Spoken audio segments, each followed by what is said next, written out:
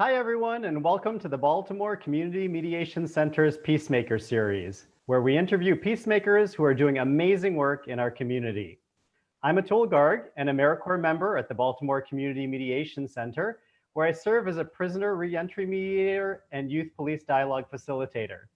Today, I'm excited about the opportunity to have a conversation with Debra Hettleman, CEO of the Baltimore-based nonprofit Building Steps.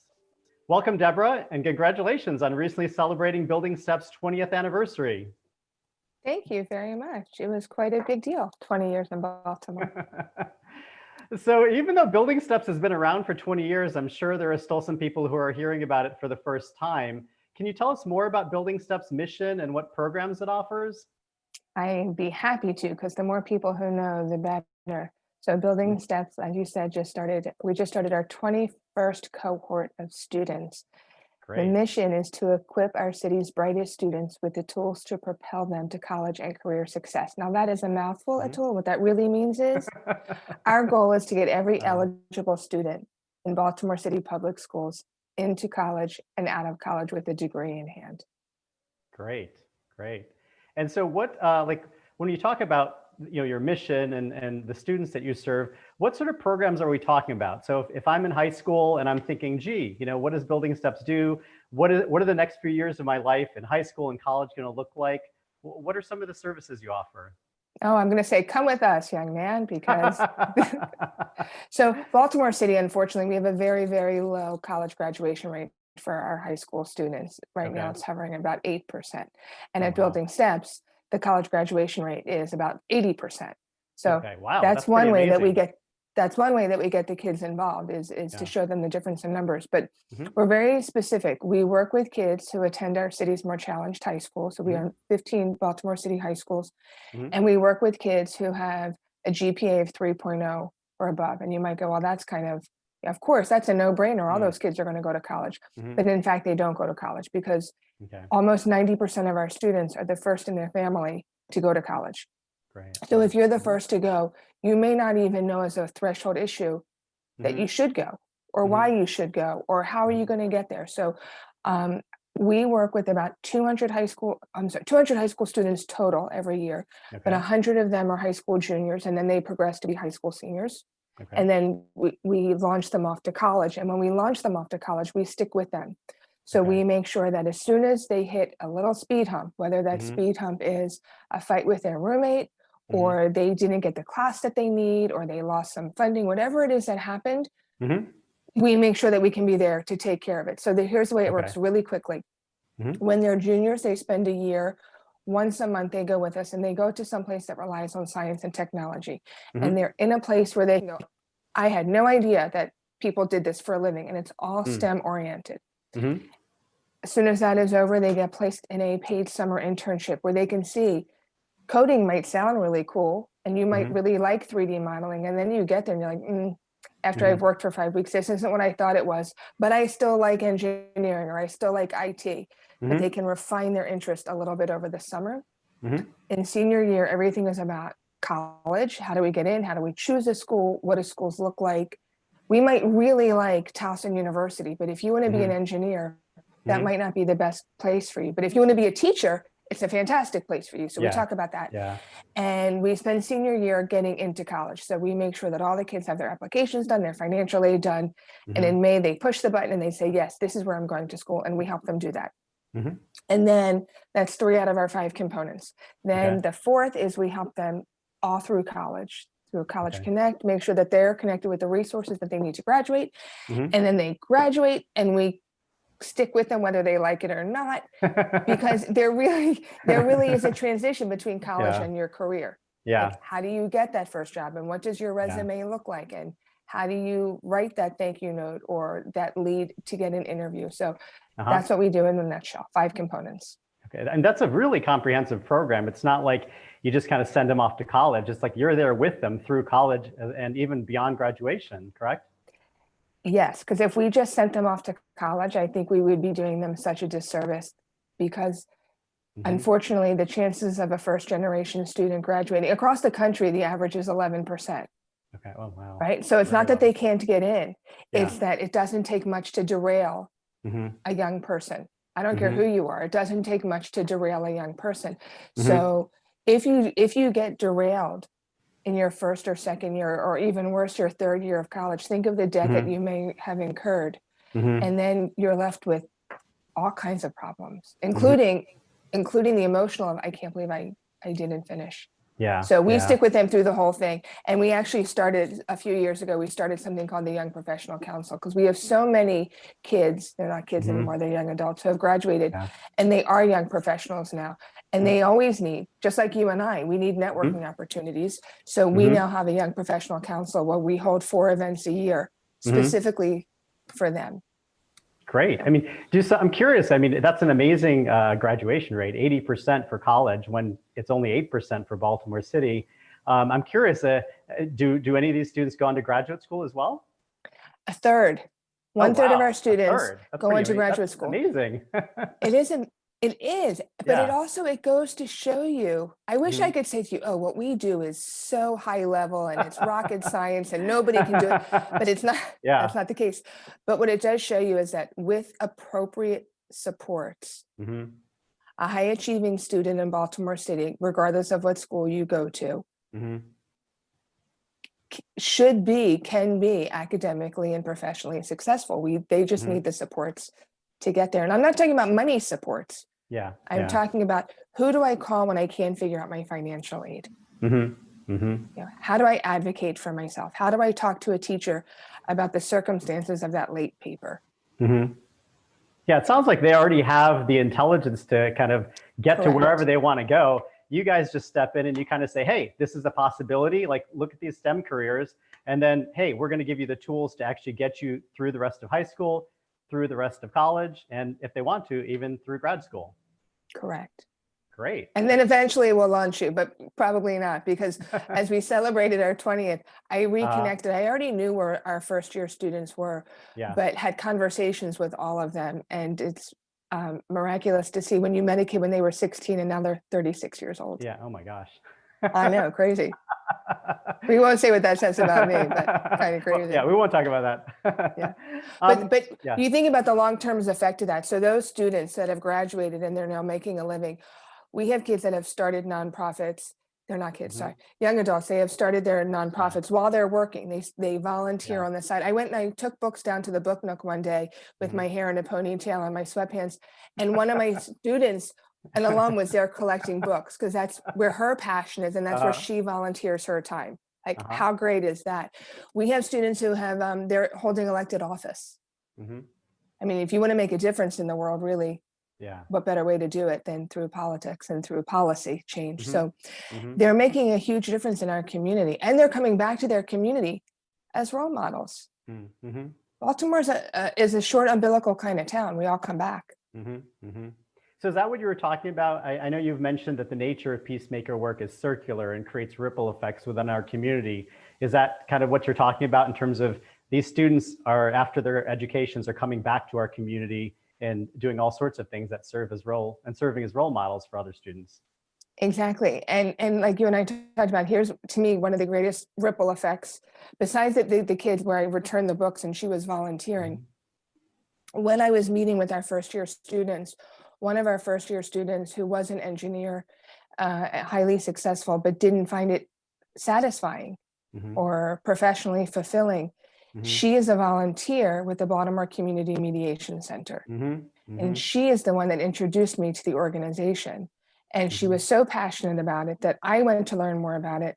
And I am now volunteering for the Community Mediation Center. So not only are they volunteering, but they're bringing more of us into whatever it is they're interested in. So, I mean, that is crazy ridiculous in a positive way. And on the flip side, right? On the flip side of that, the kids that graduated from our program are now hosting our students as summer interns.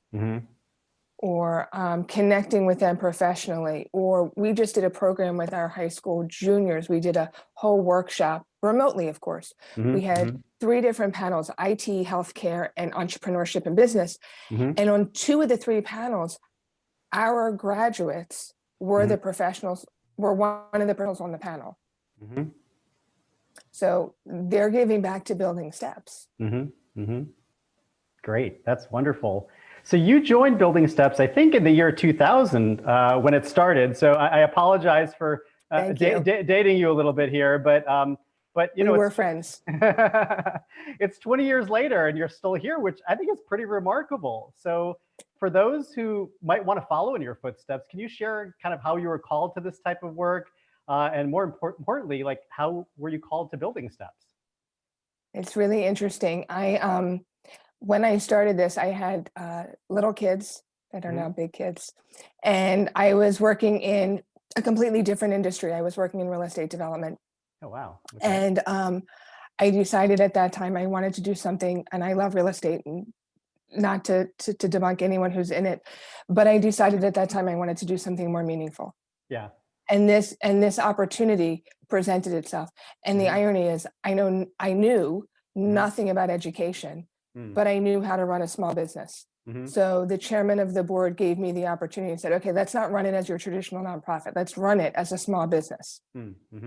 And that's how we've run it. We created a model, we tested the model. We didn't go for real funding until we had a model that was worth selling. And only then did we start outside fundraising. So he was very generous in that regard, and is now Matthew Weinberg, and is now chair emeritus of the organization. But the work that we're doing, you go, well, it's 20 years, so isn't it getting kind of stale? No, it doesn't get stale, because kids change every year, needs change every year. Their education that Baltimore City Public Schools provides changes every year. And so it's all new in spite of COVID. I mean, even with COVID, now it's really all new. So we're providing all of this programming, like I talked about the panel last week. We're providing all of our programming remotely. And what we have found is that some of the programming, for example, we just created an online study hall. So every other week, the high schoolers can get together with one of our staff online, and there's a study hall in it.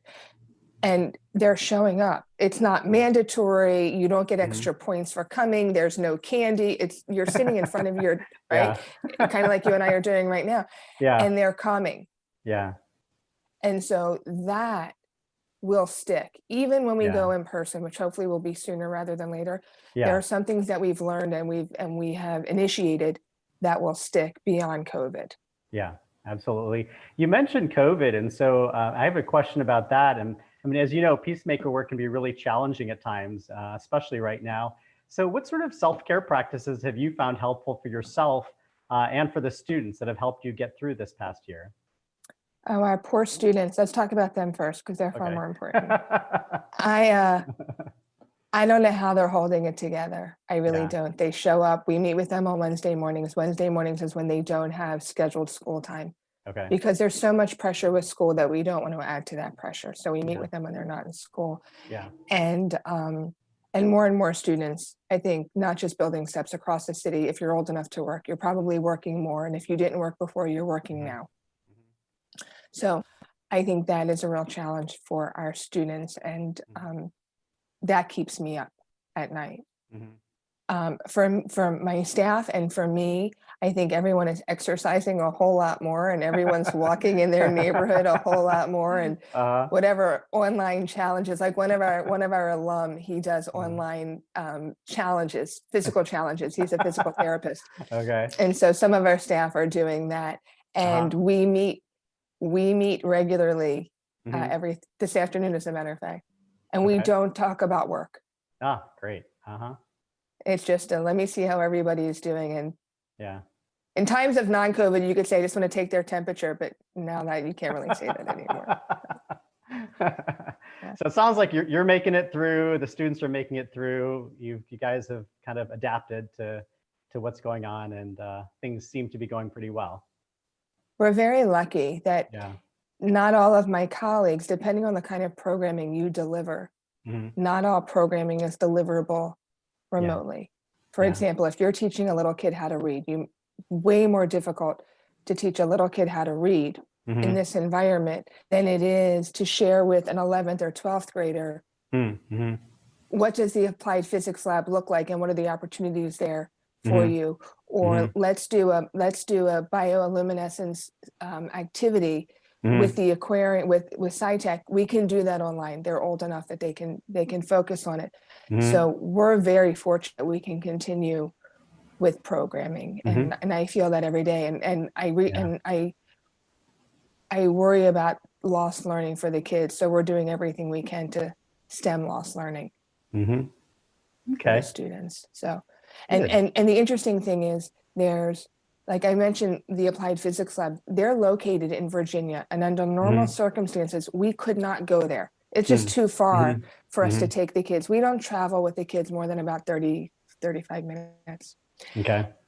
But because it's COVID, you can absolutely, they come to you right here, right on Zoom. Everybody can come to you.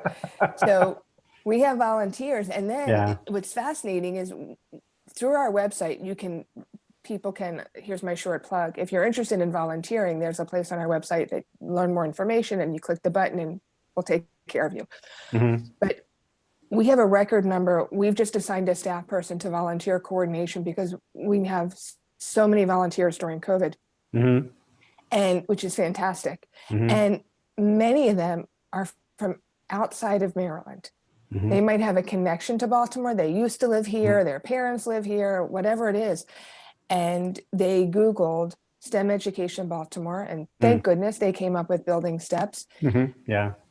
But you can now live in Georgia and tutor a kid in math in Baltimore, because you're both now used to doing it online. You're used to doing everything remotely now, whether we like it or not. So despite all the downsides, I mean, it's interesting to hear that there are some positives to this, and that, you know, like you said, you can source volunteers literally from all over the country or the world even, to help out right here in Baltimore. Oh God, Atul, if we didn't find the positives, we'd all like never get out of bed, right? we knew there had to be something there underlying all of this. There has to be. And you guys found it. Yeah, we have to. I think, and our students need it more than ever. You know, I have all these, I'm glad you can't see what my desk looks like, but I have these articles cut out on my desk. And this one, for example, says math skills faltered as classes went went virtual. And another one talks, on the top of that page, it talks about how many kids didn't apply for FAFSA during COVID, right? Because maybe they didn't have the help or the resources or the internet, who knows? There's so many reasons, but at Building Steps, none of that is, yes, our kids' math skills did falter. So what did we do? We brought in a volunteer coordinator, one of our staff, and we brought in like 10 new volunteers to help kids with math, which we didn't do before. There was no need before. So we've done that. And last year, because the kids were home from school, 100% of our kids filed a FAFSA, and 94%, I think, 92, you get the idea, 92 or 94% are in college right now on scholarship. Like, our kids didn't take a gap year. Our kids don't have the luxury of a gap year. So they all went to school. So when record numbers of kids across the country took a gap year, ours did not. So they had their funding, they're in school, and they're all still there, which is mind-boggling that they, well, I'm sure many transition in a good year. Yeah, absolutely. And I'm sure many of them recognize that, you know, if they're the first in their family to graduate from high school, or maybe the first in their family to graduate from college, that this was their one shot. And so it's like, yeah, maybe it would have been great to be able to take a gap year, but this is their one shot, and they took advantage of it. And they're like, I'm going to school, whether. And I'm doing it. I'm not letting COVID keep me down. Yeah. We sent the kids masks that say they have our Building Steps logo on the corner of them. And one of them took a selfie and said, "This helps me study." Like, all right, whatever it takes. Whatever gets you through. Exactly. So my final question for you, and you sort of touched on this. So if someone does want to get involved with Building Steps, and it could be either as a student applicant, as a volunteer, or maybe even as an employer, what are the first steps? Those are great avenues. I'm sorry for my dog barking in the background. You know, we have a space on, like I said, on our website for volunteering, and we have volunteers. Volunteers host a junior seminar day, a STEM seminar. They might host a summer intern. They might help a kid with math or any academic, arena. And the other thing that we have volunteers for is we have a whole cadre of volunteers who help our kids write their college essay. So even though you might be taking AP English and you're a great writer, writing a story and writing your college essay are not necessarily the same, or writing a research paper and writing your college essay. So we have tutors that help, advisors really, that help the kids do that. So that's volunteerism. But you can always host a kid at your place of employment for a summer. If you have anything related to STEM, our kids are always looking for placement. And we're very particular because we train our kids, we have professional development for our kids. We are the go-between between the employer. So we want to make sure that the work matches the kid's interests. Nothing worse than a kid who's bored all summer, right? Yeah. They really wanted to be in healthcare and now they're sitting in front of a computer doing data entry. No, we don't do that. So there's one way to also to volunteer. And the other thing is, we're a small organization. We're 4 full-time, 2 part-time. So if you have some kind of great business skill that you think, you know what, I could really help them with their website, or I could really help them with their development program, or I don't know, whatever. We welcome that kind of help too. We're small. We're open to new ideas. Yeah, I mean, you're working with an amazing number of students, and so you said you have a fairly small staff. We have it's a mighty staff. It's a small but mighty staff. So it is, and they're very determined. They're very determined every day. So yeah, we're working with upwards of over nearly 500 kids a year, between the 200 in high school and the college kids and the alumni council. It's a lot of kids. Yeah, well, good. Which is great. So I mean, it's great because you get to really spend a lot of time with the students, but it would be great to have more people involved so that you could kind of course, get even more attention to each student. So, well, that's wonderful. I've loved chatting with you, Deborah. Thanks so much for taking the time to talk with us today. Thank you. It was a nice conversation. I love to talk about our students. And I love hearing about this. I hadn't really heard much about Building Steps before, so I just love, like, everything you've just told me today is just absolutely wonderful to hear.